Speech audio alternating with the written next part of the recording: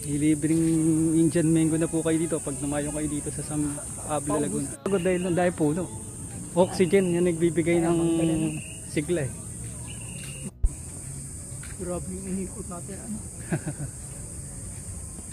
So, kasi gagawin na ng tourist spot talaga tong lugar na to. Government property. Nakataling ka. Yung pala aquaponics sinasabi. Yung sa akin naman, puro. Nga ni Tito Jan, you don't need a farmland. You only need is farm water. Papagana kumain pala yung jogging.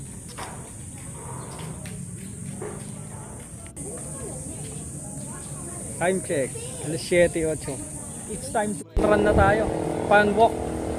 Ayan ang kainan ko. Hindi mo nakakaikot.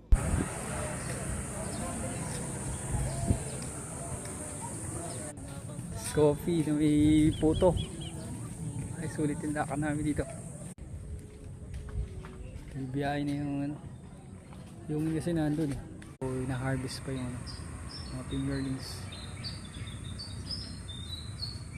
So, yung kumuha ng ayungin andun sila sa ginagawang bangka. Malalim pala. Oo. Tubig pala dito, 30 meters pala. Hindi pala biro-biro. Kung matapos, konti na lang. Tumpok na yung bag ng ayungin. Kasi nilastikuhan eh, binilhan para makita. Ayun, lastiko. Yung parang pang ano.